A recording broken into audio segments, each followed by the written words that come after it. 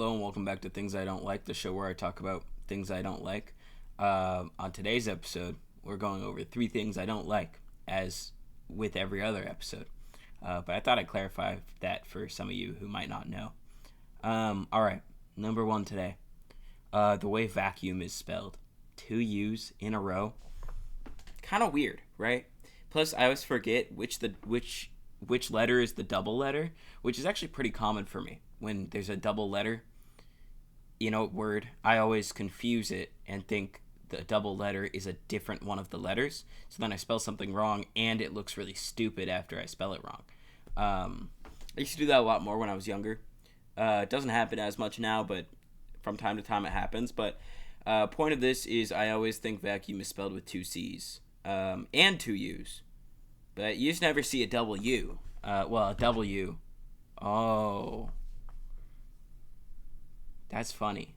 You never see you never see 2 U's, not a double. You do see W. That's a word. That's a word is spelled with okay.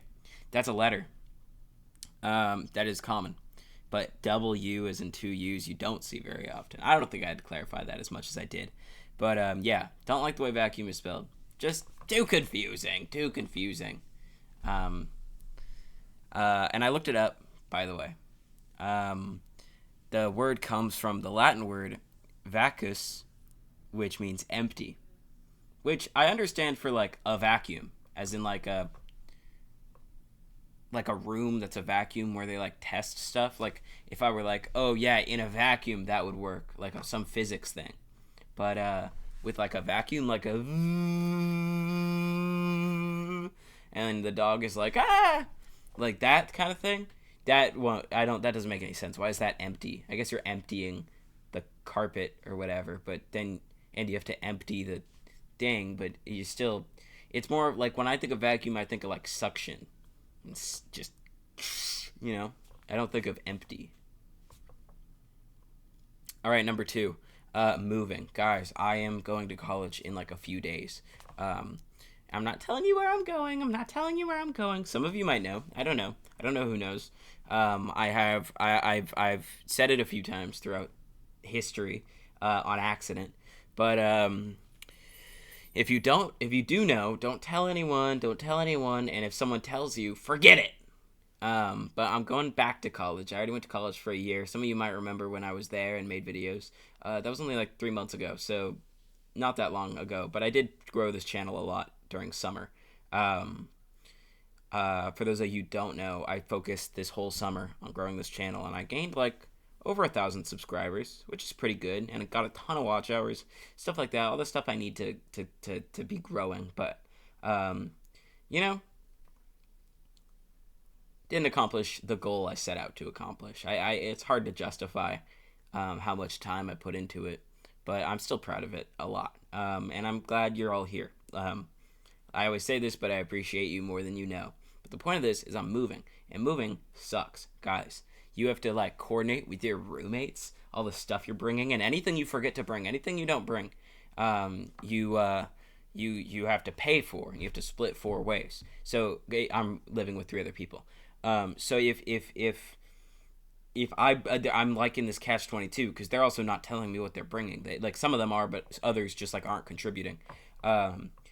So like, do I just bring a 4th of the things from like my storages, from my coffers, and then hope that I can, when I get there, I can be like, guys, I brought a 4th of the stuff. I'm not pitching in for whatever you guys decided not to bring. But that seems like a little bit of a jerk move to do.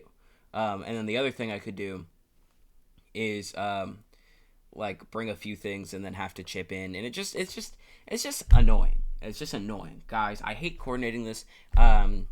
Anything I do bring, even though it saves me money, it's like a big time commitment because I have to like go through like the stuff I have and like look for the stuff I need and like pick out what I'm gonna bring and like decide exactly what'll fit in the car and whatever else. It's just and if you have to like get a U-Haul, don't even get me started on U-Hauls. It's just anyone who's ever moved before knows that moving sucks.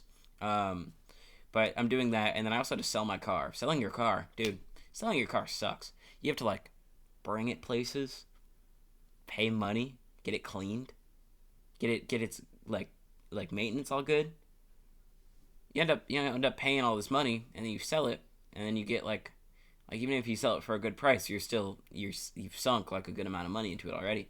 It's just obnoxious. I luckily I sold it for a pretty good price, and I got a good deal on it, and it was great. And it was actually very clean once it got to the clean as in like the deal was like went through nicely. We put it on the we did this like used car show. Me and my dad, and like this guy came out and bought it and didn't even negotiate, and he just was like, I need this car, good deal, and he bought it. Excellent, man. Thanks. Buy it, dude. Hell yeah. Take it off my hands. And that's great. But it was the rest of it was annoying. Like the night before, at like 11, my dad was like, clean the engine bay, because it's dirty, and it's every dirt you get off is adding value. And I was like, really? They're gonna look at the engine bay? They're gonna look at the engine bay and be like, oh, it's too dirty in the engine. What are you talking about? But whatever. I did it. Sold the car. All good. Anyway, last thing. Snapchat story notifications. I don't know if you guys have noticed this.